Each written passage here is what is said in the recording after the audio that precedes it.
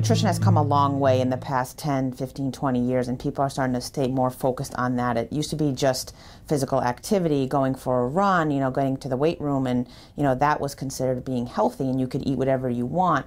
But as research has shown is that for overall healthy living, for overall care and keeping disease management away in terms of diabetes, high cholesterol, high blood pressure, we're looking at food as 90% of what you need to do to take care of yourself. You have to start with a plan, and that's part of my acronym, or part of what I teach people, is that you can't just wake up one day and say, I'm going to eat healthy and go through your day eating healthy. You have to have a plan in place. And usually I say take 10 minutes the day before, or on a weekend if you're not working. Go and look at websites, look at recipes or cookbooks or magazines. Get things that you think you like and start jotting down those ingredients. So then you have a list, right? So then when you go to the grocery store, you're not like, oh, I want to eat healthy, and then you're going up and down the aisles and there's not much on your list. You don't know what to get. So I usually tell people, once they've formulated a grocery list, kind of start on the perimeter. So start in the produce with the fruits and the vegetables, get the things that you need there, and you really want to stick to the outlining of that grocery store. So the back would probably be more the dairy or the refrigerated products, and then going to the other side and maybe getting some lean proteins, chicken, turkey, red meat occasionally, absolutely. There's very few things in the actual aisles in terms of maybe some nuts or some peanut butter that actually are healthy. The rest of the stuff is, being paid a high premium by the food companies on that, eye level shelf. A lot of people think nutrition has to be a complete 360 of what they eat, and that can be uncomfortable for people because we don't like, when we hear the word diet, we feel like we have to be starving or deprived ourselves of the things we like. But it could be simple changes as just looking at your breakfast, or making sure you have breakfast, making sure you're having a piece of fruit and, good protein, and maybe cutting back on some processed foods.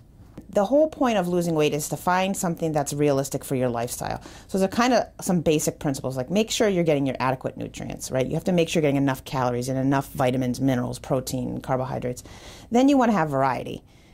But then there's also, you want to have some moderation. You want to be able to create some room so that you can have that piece of cake on somebody's birthday, or the glass of wine if you go out to dinner. I would say create your own pizza. I go and buy your own dough, get some sauce that's not high in sugar. That's a big thing with marinara sauce or whatever sauce, pesto. You can use a pesto sauce. Add a ton of veggies and put some protein on it. Absolutely don't deprive yourself of pizza. So potato chips, a lot of people want something that's crunchy or salty. So a couple suggestions I give on this, and this is not even a good substitution, would be salted nuts or fruit for that crunch, or carrots or hummus.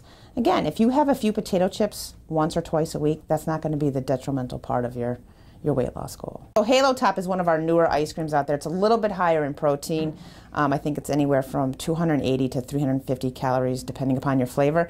That's not the green light to eat the entire pint, but for that time that it's a hot summer day and you want some ice cream, a serving of Halo Top, you're still getting that ice cream feel without sacrificing calories. A burger is not as bad as everybody thinks it is. So you can do half a bun if you want, but I would say if you actually want a burger, that's okay.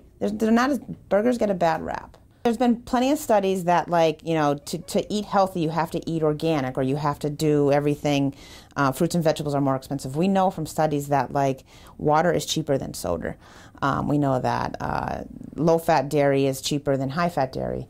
And we know that, fruits are actually cheaper than candy. So on a whole, if you look at an overall picture of someone's diet compared to if they constantly ate out Burger King, McDonald's, you're actually spending less and getting more.